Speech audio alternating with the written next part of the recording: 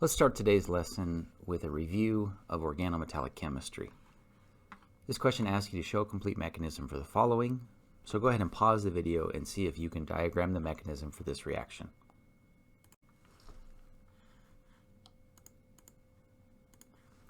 This is the reaction of an organometallic compound with an aldehyde or a ketone.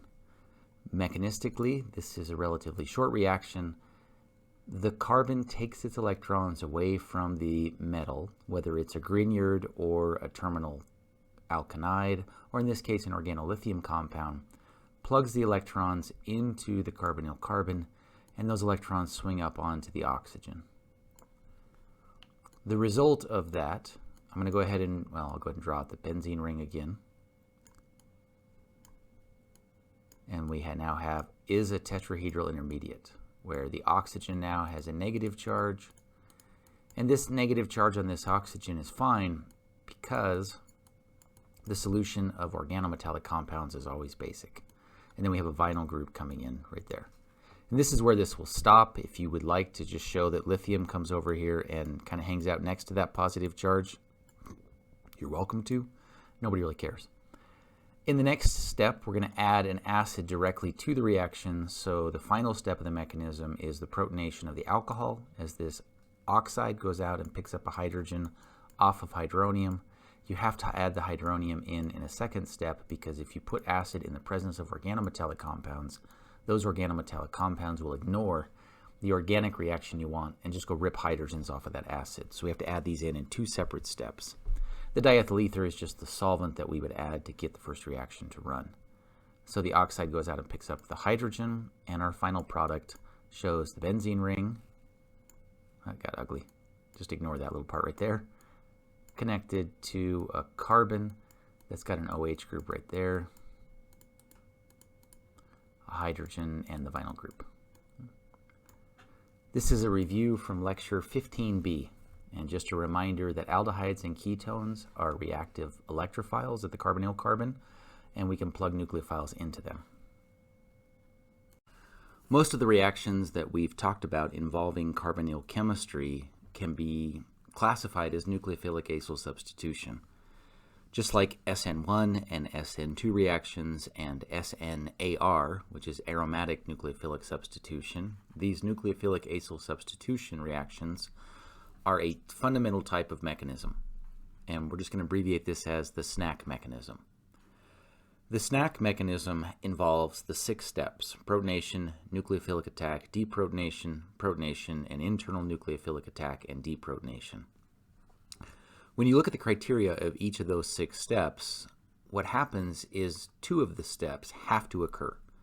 Step number 2 and step number 5 absolutely have to occur. Steps 1, 3, 4, and 6 may or may not occur depending on the acid-base characteristics of the reaction that you're looking at. So now, instead of thinking of a Fischer esterification as the Fischer esterification mechanism, we can think about it as a SyAc mechanism, and we can determine which of those 6 steps need to occur. This is an acid-catalyzed Fischer esterification. Here is my carboxylic acid, there's the methanol, and my final product is going to be an ester, where the methanol plugs in and displaces an OH group off the carboxylic acid.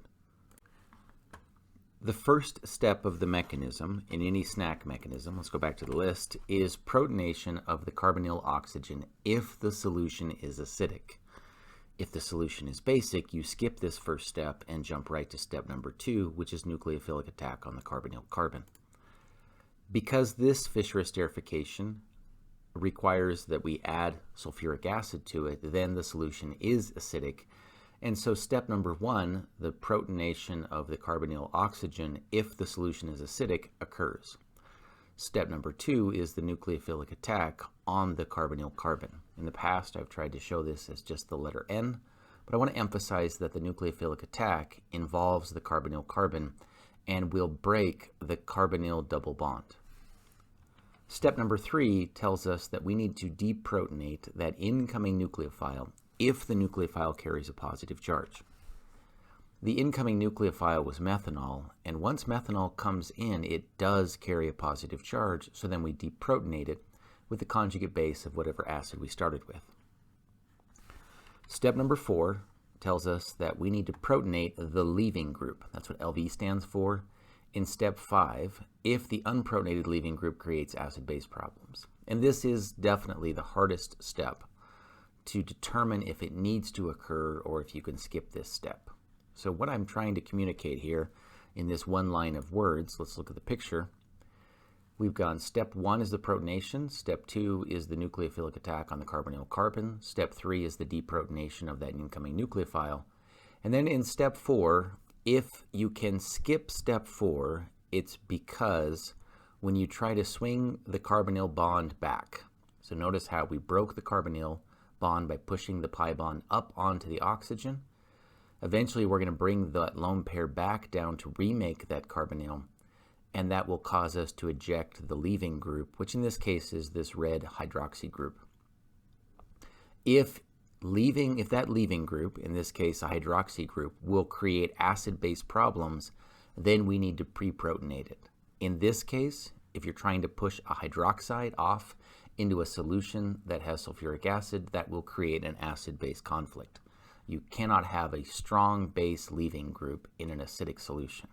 Or in other words, you can't have an oxygen push off into solution if it carries a negative charge, unless the solution is basic or resonance can delocalize that charge. In the case of this hydroxide, you can't push it off because the negative charge would create a strong base. And so let's go back and look at it again. You have to protonate the leaving group that's going to fall off in the next step if the unprotonated leaving group will create acid-base problems. So I have to protonate the hydroxide that's going to fall off in the next step, because if I don't, then I'm going to have a strong base in the presence of an acid. So step 4 occurs in this reaction. We protonate that OH, and now in step 5, we remake the carbonyl-carbon double bond. So we bring these electrons back down to the oxygen, from the oxygen to the carbon, bump the water off. Step 6. So step 5 again is that internal nucleophilic attack, and what the most important part of that to remember is that the original carbonyl oxygen reforms the pi bond with the original carbonyl carbon and ejects the leaving group. So we're going to get back the carbonyl bond that we lost in step 2. Step 6 is where we just kind of clean up anything that's acidic. So in this case, when you have an oxygen with a positive charge that's connected to a hydrogen, that's a highly acidic hydrogen, so we're going to pop that thing off. And also with step 6, you can think about regenerating any catalytic acids or bases, and that will accomplish the same thing. Sulfuric acid is a catalyst. I used it, I got it back, I used it, and now I need to get it back. So step 6 is where you just kind of clean up any residual acid-base chemistry. I'm going to try to use these 6 steps of the SyAc mechanism to show you that all the reactions that we look at, specifically in this chapter, and not all of them, but most of them, can be thought of not as different mechanisms, but as the same mechanism where we either include or exclude each of these 6 steps. The only 2 steps that absolutely occur are 2 and 5, but 1, 3, 4, and 6, sometimes they happen and sometimes they don't. And instead of having you memorize the reactions that are going to include, for example, step 4 versus the reactions that don't include step 4, I think you can evaluate the reaction as you're drawing out the mechanism and make those decisions real time instead of pre-memorizing each individual variation of the SyAc mechanism. The previous lecture started a discussion of esters. I want to wrap that discussion up and then introduce amides that will wrap up in the following mechanism. So we're doing esters and amides today. As far as stability goes, esters are fairly low in terms of their reactivity and therefore fairly high in terms of their stability compared to other carboxylic acid derivatives. So for the carboxylic acid derivatives that we've looked at, we're always looking at these 3 resonance structures. The carbonyl group the pi bond swings out onto the oxygen to produce a distinct carbocation. Aldehydes and ketones only have these 2 resonance structures, and so that makes them the least stable and most reactive. These different carboxylic acid derivatives have an atom over here on the right-hand side with a lone pair that can drop their lone pair down, feed the carbocation, produce a 3rd resonance structure, and increase the overall stability of the compound. And we can rank these things in terms of stability based on how well this particular atom is able to push its electron density to feed the carbocation. In the case of esters, the oxygen is a highly electronegative atom, so it's reluctant to share its electron density, but it is in the same row as carbon, so when it does make a pi bond, it's a productive and effective pi bond. Chlorine is the worst at donating its electron density in because it does not form a stable pi bond and it's highly electronegative. Anhydrides are the second worst at doing that because while the oxygen is able to make a good pi bond, it has two carbonyl groups. That's what anhydrides have, is a carbonyl group on either side of the oxygen.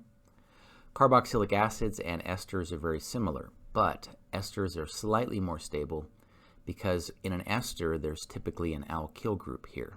For example, in this case, a methyl group that is electron donating and adds a little bit to the ability of the oxygen to donate a lone pair down to make that pi bond. If you took this methyl group off and replaced it with a hydrogen, you would have a carboxylic acid, and you would have a very small change, but you would see a decrease in the ability of the oxygen to push its electrons down to the pi bond because the hydrogen doesn't donate enough electron density to help in any way.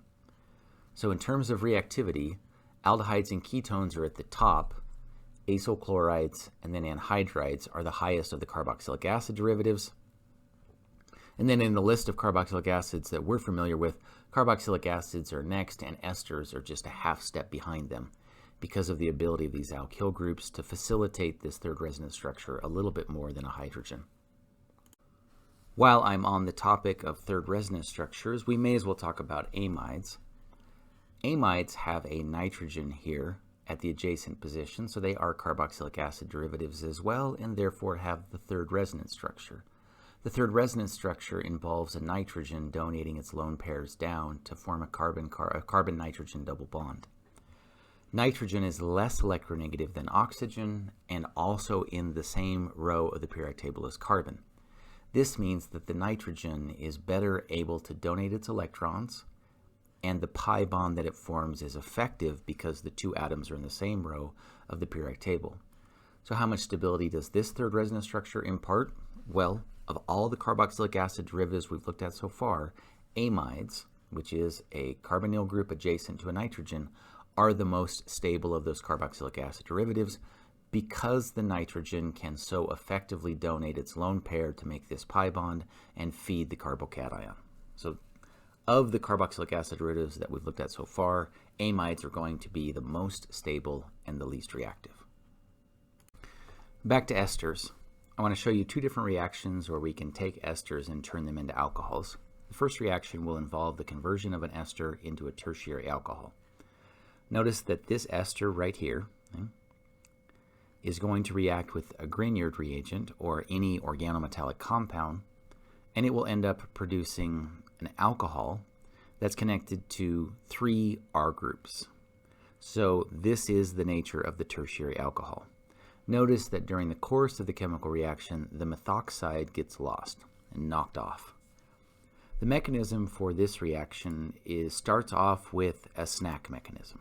So here is the SyAc mechanism shown, and notice how it has only 2 steps. So let's go ahead and review the different steps of the SyAc mechanism. In the first step of the SyAc mechanism, let's go back to that slide, we're going to protonate the carbonyl oxygen if the solution is acidic. Organometallic compounds cannot exist under acidic solutions because they would ignore any organic chemistry and then just go rip hydrogens off of the acid. So this organometallic compound, because it's an organometallic compound, we can't have an acidic solution, so we skip step number 1. Step number 2 is where the organometallic compound takes its bond away from the metal and pushes it into the nucleophile. Step 3 in the SyAc mechanism is when you push that nucleophile into the system, which we did just right here. Now this isopropyl group is connected. If this isopropyl group has any positive charges, then we pull those hydrogens off. So that's the deprotonation step. It doesn't have any positive charges, so we don't end up pulling any hydrogens off. We skip step 3. Step 4 is where we look at the leaving group. The leaving group is going to be the methoxide, and we have to decide whether or not we need to protonate that methoxide leaving group. So in step 4, it tells us that if when you push the methoxide off, it would create acid-base problems, then you have to pre-protonate it. Our solution is basic because the Grignard requires a base, so if you try to push this methoxide off, it would have an oxygen with a negative charge, and that's allowed if that oxygen has resonance delocalization or if the solution is basic. And so we don't have to do, we're going to skip step 4. There's no need to pre-protonate this thing. We can just knock it off. And step 5 is where you bring the electrons back down from the carbonyl oxygen to the carbon to make the carbon-carbon double bond and push off your leaving group. Step 6 is where you look to see if there are any hydrogens that need to be removed. And in this case, that usually involves a positive charge. We have no positive charges, so we skip step 6. So in this particular mechanism, this is a SyAc mechanism. It just involves step 2 and step 5. It is tempting to think, well, if you're going to have, it's either 1 through 6 or 2 and 5. Those are the two options. Those are the two flavors of SyAc, and that is not true. So those are the two most common flavors of SyAc. Either you go through all 6 steps or you just do steps 2 and 5 under basic conditions. But we've seen examples where sometimes there's a step 6 with it's 2, 5, 6, and we're going to see some examples later today where there's a step, I think it's 3 or 4 that shows up. So you can't just assume that if it's under basic conditions, it's only step 2 and step 5. Notice that the title of this slide is the mechanism incomplete. That does not mean incorporated. So it's an incomplete mechanism because we still haven't got to that tertiary alcohol. And if you look at this ketone right here, you should recognize that ketones will react with organometallic compounds to produce oxide ions. So as soon as you get this ketone, so you start with an ester, you push an organometallic compound into the ester via the SyAc mechanism, and that ends with a ketone. The ketone is even more reactive than the ester. So as soon as one of these esters gets converted into a ketone, before an ester will react, we would expect for this ketone to react to produce the tetrahedral intermediate with an oxide. The ultimate product that we need at the end of this reaction is an alcohol. And so how do you get from this oxide to the alcohol? Well, you have to wait till everybody's done reacting and you got a bunch of oxides present in your solution, so like reflux for 30 minutes or so, and then you do the acidic workup to put that hydrogen on the top. So this is a SyAc mechanism for the first 2 steps. Then you have the organometallic reaction with aldehydes and ketones that we saw from chapter 15. And then we have an acidic workup step. So a total of 1, 2, 3, and then 4 would be the acidic workup step that I haven't shown in this slide. The next thing we can look at is the reduction of esters. So we saw this before. When we try to reduce carbonyl groups, we can use either catalytic hydrogenation, sodium borohydride, or lithium aluminum hydride. And that statement was true for aldehydes and ketones. Aldehydes and ketones have the most reactive carbonyl group, and so it's easier to hydrogenate them or reduce them with these reducing agents because the aldehyde and ketone carbonyl group is so reactive. When we get to esters, and this statement is true of carboxylic acids as well, this third resonance structure makes the carbonyl group more stable and therefore less reactive. And so this means that catalytic hydrogenation is no longer effective. So if you have a carboxylic acid or you have an ester, you generally can't hydrogenate the pi bond and reduce it to an alcohol using catalytic hydrogenation. It's just not reactive enough.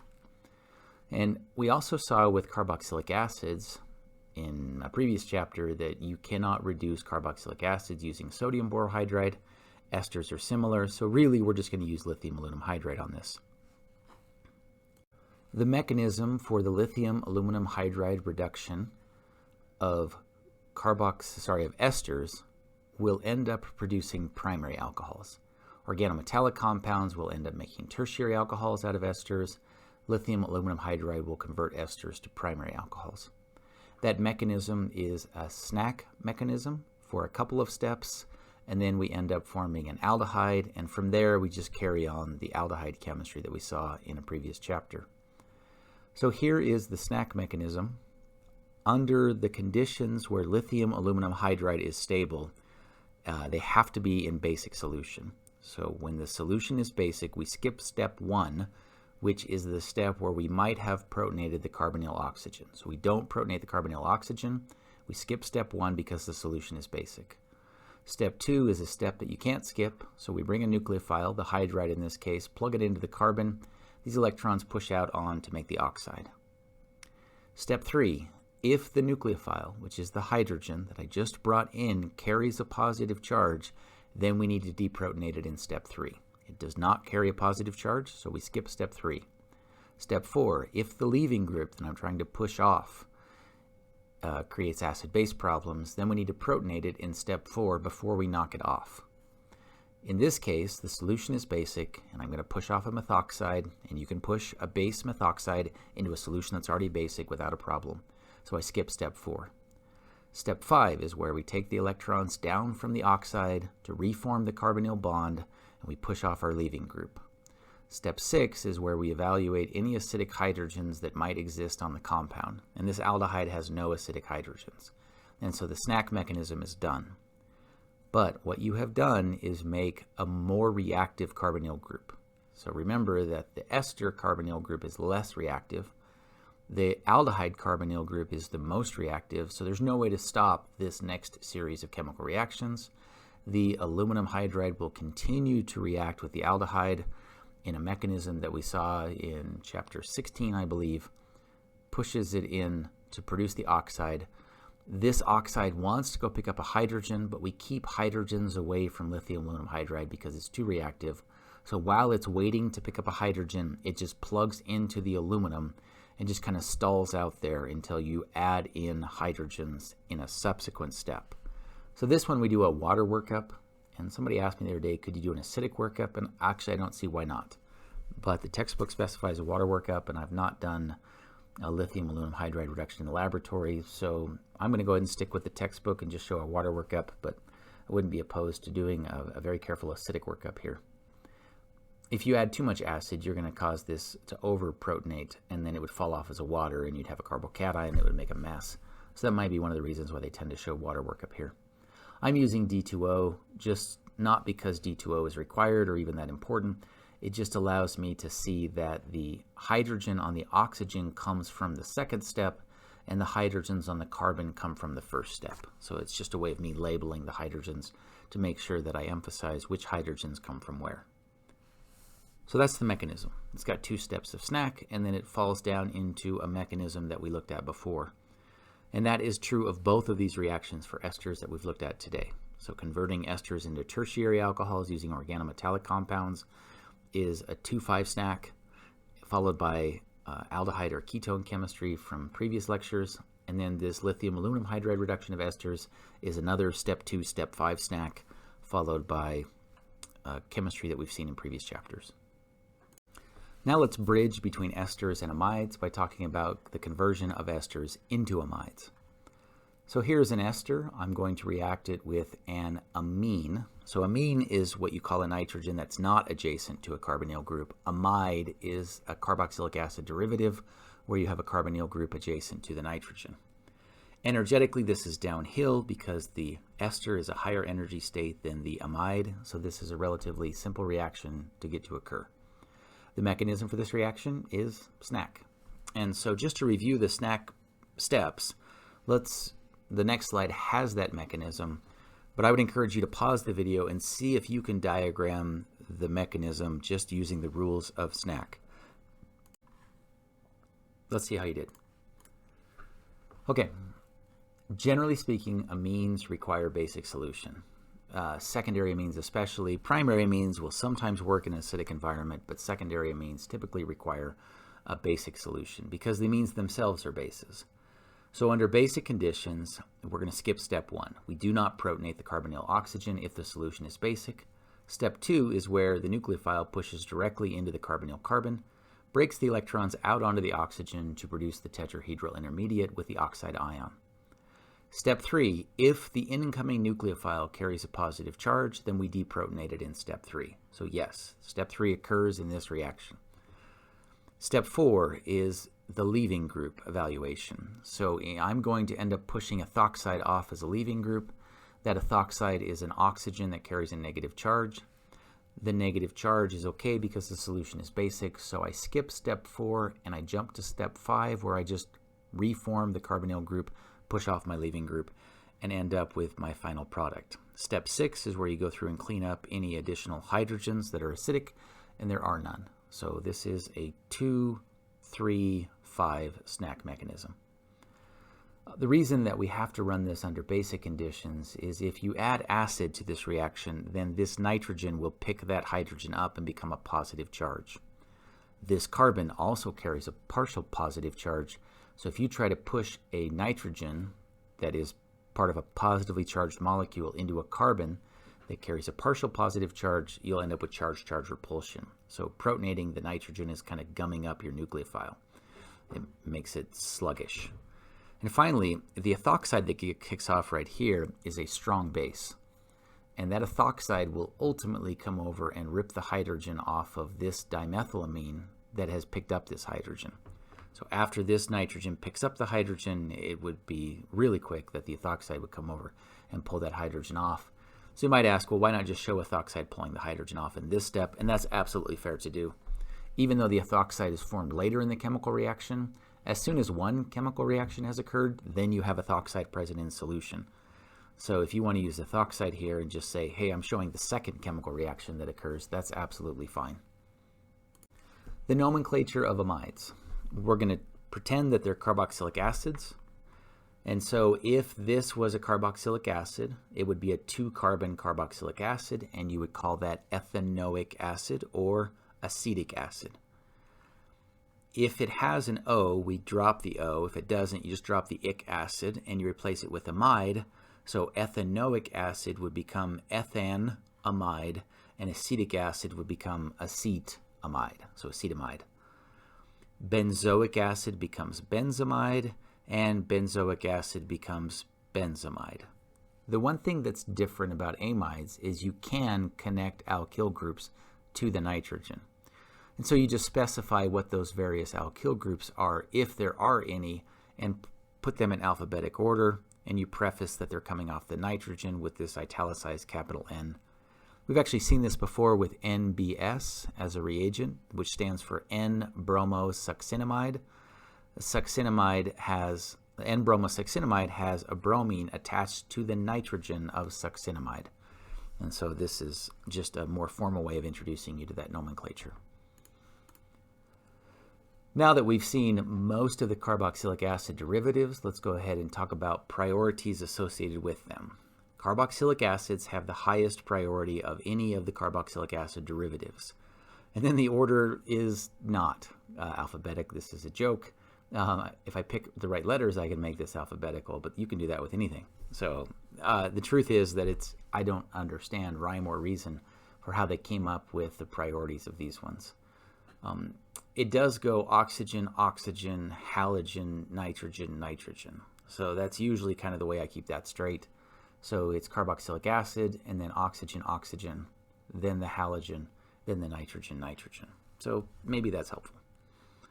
Okay, so if we look at this compound right here, and we have to name it, there is an amide on this side and an acyl chloride on this side. The priority goes oxygen, halogen, and then nitrogen, so that means that this is the highest priority substituent. There are 1, 2, 3, 4 carbons in this acyl chloride, so it's a butanoyl chloride.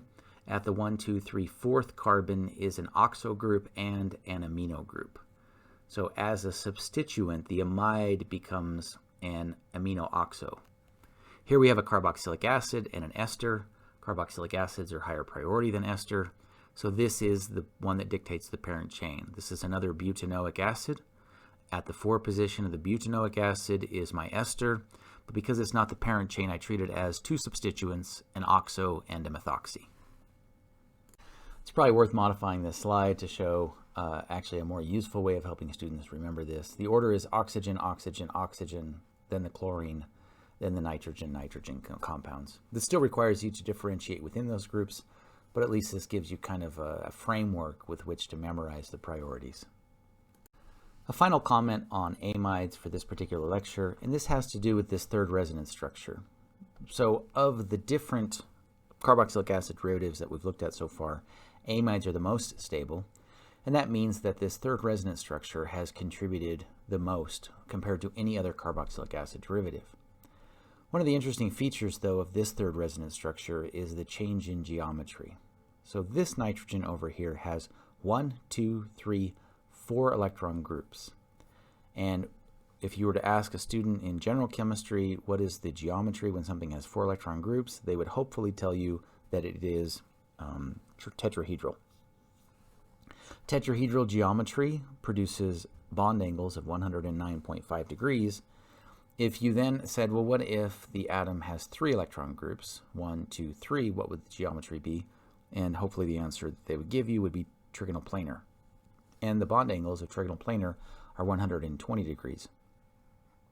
The problem is that resonance structures are a collective story about the molecule, and the molecule doesn't necessarily switch back between different geometries. It's going to pick a single geometry. So the question is it 109.5 degrees tetrahedral, or is it 120 degrees trigonal planar? And the answer is that amides are trigonal planar. And so what this indicates is that this third resonance structure is actually so important that it dictates the geometry of the compound. And so if we were to go based on the data, which is what we should be doing, this would be the resonance structure that we show every time, because it's the one that supports the geometry that's observed in experimental data. This one right here, while it doesn't have formal charges, doesn't match the geometry because it's not tetrahedral, it's trigonal planar. The trigonal planar nature of this one and the fact that this resonance structure is dominant actually has 2 impacts. One is it affects the way that proteins fold, because proteins are connected by amide bonds, which biologists and biochemists mistakenly call peptide bonds. They're amides. And the other feature is with a negative charge on this oxygen and a positive charge on this nitrogen, this is a highly polar compound. You can kind of see the polarity emphasized here in a simple amide, where the oxygen carries all this red, which is a modeling technique to show buildup of negative charge, and there's a large buildup of positive charge out here on the nitrogen. That also makes it easier for these amides to make hydrogen bonds. So here is a very simple amide, in fact probably the simplest possible amide. It's derived from a 1-carbon carboxylic acid, which we call formic acid, and therefore this is formamide. Formamide, in a solution of just itself, can form a strong network of hydrogen bond interactions. How does this affect the boiling point? Well, if you're held together with hydrogen bonds, you have to heat it up to a greater extent to get things to boil. What effect would putting methyl groups out here on the nitrogen have? Well, it's not entirely clear, because putting methyl groups out here on the nitrogen would definitely disrupt your hydrogen bond network. So if you put 2 methyl groups here, that would shut down all the hydrogen bonds. If you put 1, it would shut down half your hydrogen bonds, and the bulk of the methyl group would make it a little harder for the other hydrogen bond to survive. So adding methyl groups starts to destabilize your hydrogen bond network. When you destabilize the hydrogen bond network, you tend to lower the boiling point. The problem, though, is that anytime you add mass to a compound, you start to drive up the boiling point. So putting methyl groups on here would probably, with confidence, I would say that would reduce your boiling point, because you're getting rid of your hydrogen bonds, but you're not increasing your mass by very much.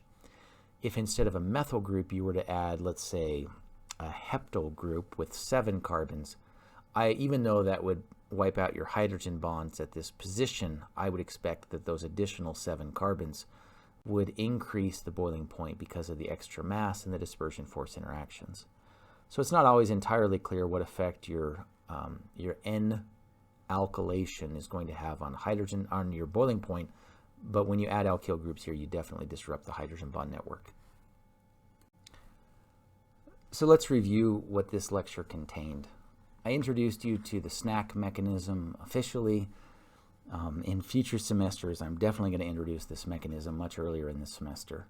And we looked at the SyAc mechanism originally in the context of the Fischer esterification, and then we used the SyAc mechanism to describe the various chemical reactions that we saw throughout this lecture. Then we looked at esters to talk about the stability and the contributions of that third resonance structure, and 2 specific reactions where we can react esters with organometallic compounds. I'm going to change that here instead of Grignards to organometallic compounds. And that will end up making a tertiary alcohol. And then we looked at lithium aluminum hydride reduction to produce a primary alcohol. Those are the 2 new reactions that we looked at with regard to esters today. Okay. Then we looked at amides. We can make amides from esters via the SyAc mechanism, and that was step 2, 3, and 5, an NDN mechanism. I'm just trying to indicate the variation of SyAc that we used in this particular mechanism. We talked about the stability and nomenclature of amides, and we looked at their physical properties, specifically with relationship to the hydrogen bonds.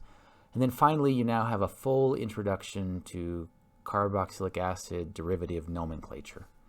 And your table of all nomenclature priorities is almost complete. We just need to add amines to that table in the next chapter.